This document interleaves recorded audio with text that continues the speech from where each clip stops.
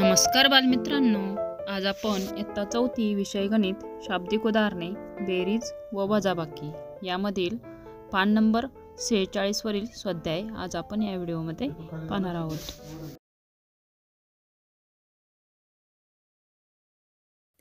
चला आता आपण स्वाध्याय सोडवूया। पहिला प्रश्न आहे, अब्दुलकडे 720 मणी होते, त्याने त्यापैकी 648 मणी विकले, तर त्याच्याकडे किती मणी राहिले। आता आपल्याला उदाहरण पुन्हा एकदा वाचायचे आणि समजावून घ्यायचे। या उदाहरणात आपल्याला कोणती क्रिया करायला सांगितली आहे। अब्दुलकडे 720 मणी होते, त्याने त्यापैकी 648 मणी विकले, तर त्याच्याकडे किती मणी राहिले। आता अब्दुलकडे किती मणी होते? 720, त्यापैकी किती विकले? 648। तर मोठी संख्या कोणती आहे? 720। त्यामधून आपण लहान संख्या वजा केली की आपल्याकडे त्याच्याकडे किती मणी राहिले हे उत्तर येणार आहे। चला तर मग आपण गणित सोडवूया। पहा, आपल्याला उदाहरण असे लिहून घ्यायचे आहे। अब्दुलकडे किती मणी होते? 720 मणी, विकलेले मणी 648। आता यामध्ये 720 ही संख्या कशी आहे? 648 पेक्षा मोठी आहे, तर आपण 720 मधून 648 काय करणार आहोत? वजा करणार आहोत।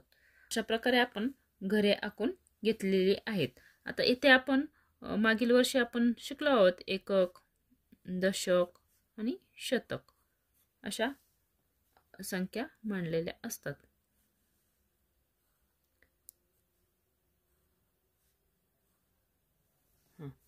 शतक, दशक, एकक। तर आता पाहू आपण, शून्यामधून 8 वजा होतो का? नाही होत। तर मग आता आपण दशक स्थानावरून एक काय करणार आहोत? उसनं घेणार आहोत। हा शून्य वर मांडणार आहोत। मग किती झाले? 10 झाले। हा शून्य इथे मांडला, त्यामुळे ह्या शून्यावर आपल्याला काट मारायची आहे। 10 मधून 8 गेले 2। याच्यातला एक इकडे उष्ण घेतला, त्यामुळे इथे एकच राहतो। 1 मधून 4 वजा होतो का? तर नाही होत। मग आपण इकडचा एक इकडं घेणार आणि हा एक आपण इथे देणार आहोत। इथे किती झाले? 11। 11 मधून 4 वजा केले, 4च्या पुढे 11 येईपर्यंत मोजायचे। 4, 5, 6, 7, 8, 9, 10, 11, 7 आले।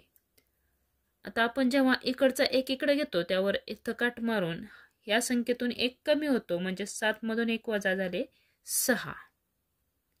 6 मधून 6 वजा होतात, मग 6 मधून 6 गेले 0। उत्तर किती आले? 72। तर आपल्याला काय विचारले आहे?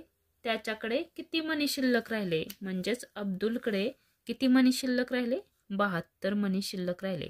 आपल्याला इथे लिहायचं आहे, अब्दुलकडे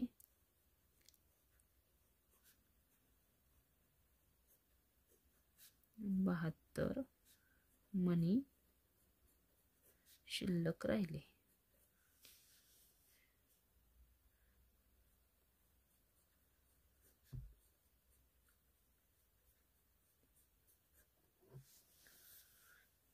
अशा प्रकारे आपण पहिले उदाहरण सोडवलं आहे। तुम्हाला समजलं असेल। आता आपण दुसरे उदाहरण पाहूया। पहा, दुसरं उदाहरण आहे, जोसेफने 6350 रुपयाची टेबले आणि 3800 रुपयांच्या खुर्च्या विकत घेतल्या, तर खुर्च्यांपेक्षा टेबलांसाठी किती जास्त खर्च झाला। तर इथे आपल्याला टेबलांची संख्या दिली आहे 6350 आणि खुर्च्यांची संख्या दिली आहे 3800 रुपये विकत घेतल्या, तर टेबलांसाठी किती जास्त खर्च झाला, म्हणजे खुर्च्यांपेक्षा टेबलांसाठी किती जास्त खर्च झाला हे आपल्याला या प्रश्नातून शोधायचं आहे। चला तर आपण मग उदाहरण सोडवूया। पहा, इथे जोसेफने 6350 रुपयांची टेबले, आता टेबलांची संख्या लिहायची। टेबले किती आहेत?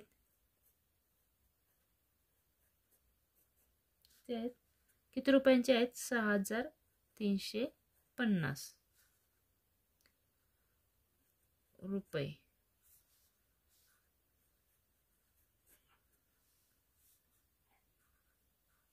आणि खुर्च्या किती रुपयाच्या आहेत? 3800.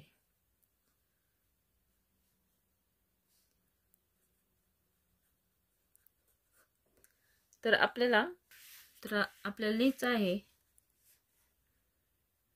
टेबल आहेत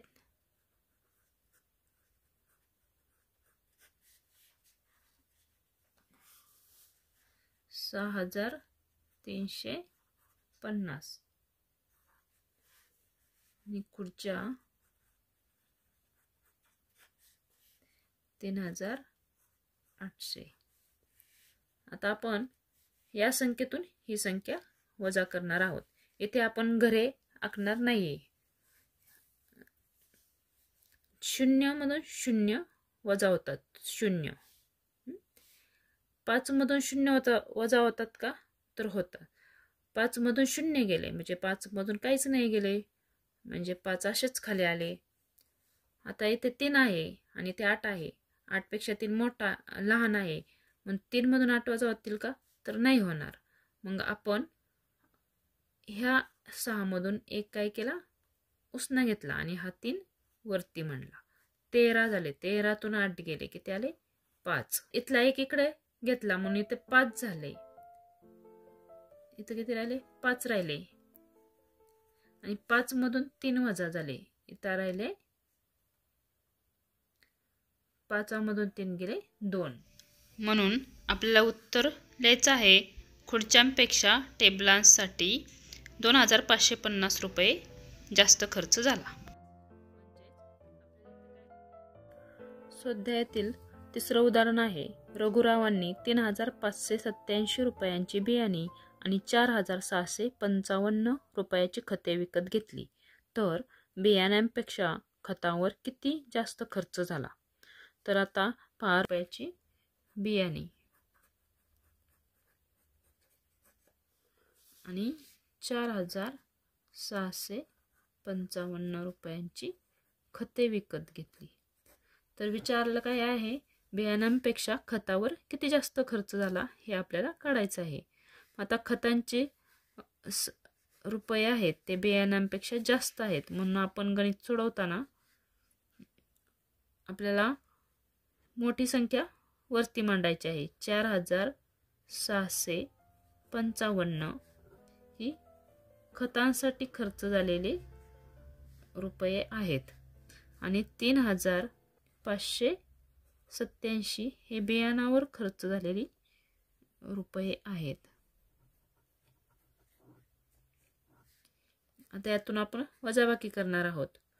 5तून 7 वजा होतात का? तर नाही होत. म्हणून आपण ह्या 5 मधून 1 उसना घेतला, हा 5 वरती मांडले, 15 झाले. 15तून 7 वजा झाले, किती आले? 15तून 7 वजा झाले 8 आले. 8 आले. ह्या इथून 1 उसना घेतल्यामुळे इथे 4 राहिले. 4 मधून 8 वजा होत नाही, म्हणून ह्या घरातून 1 उसना घेतला, 14 झाले आणि इथला 1 इकडे गेल्यामुळे इथे 5 राहिले. 14 मधून 8 वजा केले. 14 मधून 8 वजा केल्यावर उत्तर येते 6. आता 5तून 5 वजा केले, 0. 4तून 3 गेले, 1. 1068. म्हणजेच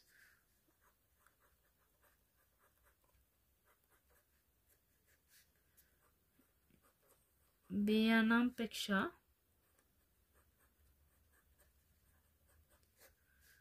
खतावर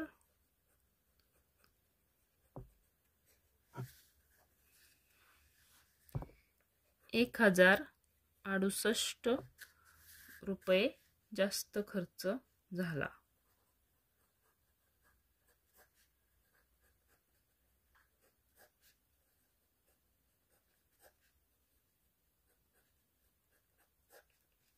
$1068 हे आपलं उत्तर आहे. आता स्वाध्यायामधील चौथे उदाहरण आहे, निशाच्या घराच्या वीज मीटरमध्ये 1 जूनला 3452 म्हणजे 3452 असे वाचन होते. 1 जुलैचे वाचन 03531 म्हणजे 3531 झाले. तर जून महिन्यात किती युनिट विजेचा वापर झाला? पहा, इथं आपल्याला युनिट दिले आहेत आणि प्रत्येक घरामध्ये एक एक अंक सेपरेट मांडलेला आहे.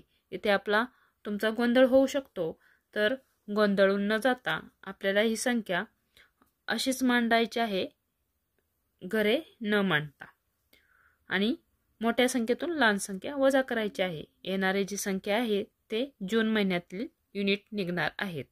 चला तर आपण इथे आपल्याला युनिटमध्ये इंग्लिश अंक दिले आहेत, त्यामुळे इथे सुद्धा आपण इंग्लिश अंक घेतलेले आहेत. चला, 1 मधून 2 वजा होत नाही म्हणून ह्या 3 मधून 1 आपण इकडे घेतला, हा 1 वरती मांडला, 11 झाले. 11तून 2 वजा केले, 9, 10, 11 इथं आले 9. इथे सुद्धा आपण इंग्लिशच 9 लिहिला आहे. आता हा 3 मधला 1 इकडे गेल्यानंतर इथं 2 राहिले. 2 मधून 5 वजा होत नाही म्हणून हा 5 मधून 1 इकडे घेतला, 12 झाले. 5च्या पुढे 12 पर्यंत आपल्याला मोजायचं आहे. तर 5च्या पुढे 12 येईपर्यंत मोजल्यावर आपल्याला इथे 7 येतात. 7 याच्यातून 1 इकडे गेल्यावर इथे 4 राहतात. 4तून 4 गेले 0 आणि 3तून 3 गेले 0. 79 म्हणजे आपल्याला इथं किती युनिट पडले जूनमध्ये ते लिहायचं आहे. मग जून महिन्यात किती युनिट विजेचा वापर झाला?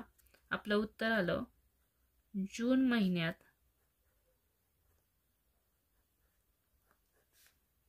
79 युनिट विजेचा वापर झाला.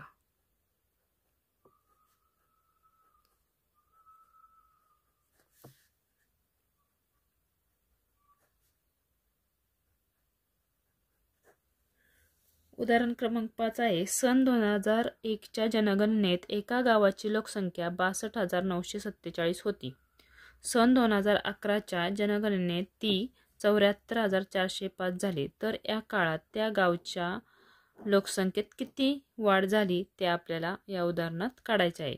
म्हणजे 2001च्या जनगणनेत गावाची लोकसंख्या 62,947 होती आणि 2011 मध्ये म्हणजे 10 वर्षाने च्या जनगणनेत 74,405 झाली.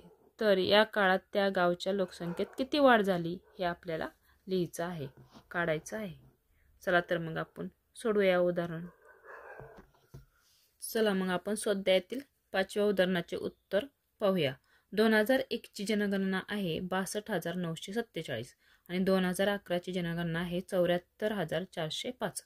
तर आपल्याला उत्तर शोधायचं आहे, गावच्या लोकसंख्येत किती वाढ झाली. 2001 ते 2011 यामध्ये 10 वर्षाचं अंतर आहे. तर इथे आपण मोठ्या संख्येतून लहान संख्या वजा करणार आहोत, म्हणून आपण मोठी संख्या वरती मांडली. 2011ची जनगणना 74,405 आणि 2001ची जनगणना 62,947. 5 आता आपण वजाबाकी पाहत आहोत. 5 मधून 7 वजा होत नाही म्हणून इथे 0 आहे, म्हणजे इथे दशकचं स्थान आहे, त्यामधील 1 आपण इथे घेतला आणि 5 वरती मांडला म्हणून 5 वर काट मारली. 15 मधून 7 गेले, 8 आले. परत हा शून्यातला 1 इथे गेला, मग इथं 9 झाले. 9 मधून 4 वजा केले, 5 आले. इथे 4 आहे. इथं आपण ह्या शून्यामध्ये शून्यातला 1 इकडे गेला तेव्हा हे घर सुद्धा 1 ने काय होतं, कमी होते, म्हणून इथे 1 कमी होऊन इथं 3 राहिला. 3 मधून 9 वजा होत नाही म्हणून हा 4 मधला आपण काय केला, 1 इकडे उसना घेतला. 13 मधून 9 गेले, 9, 10, 11, 12, 13 इथे 4 राहिले.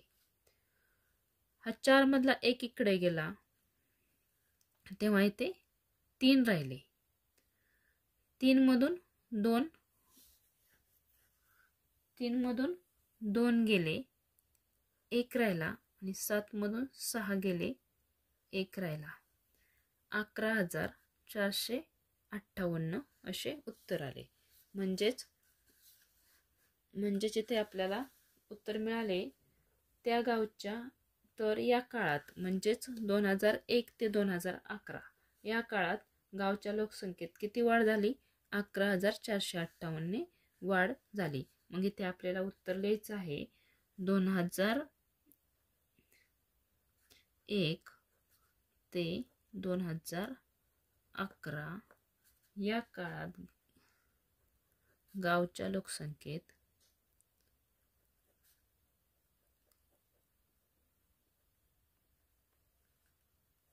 कितीने वाढ झाली? 11,458 वाढ झाली.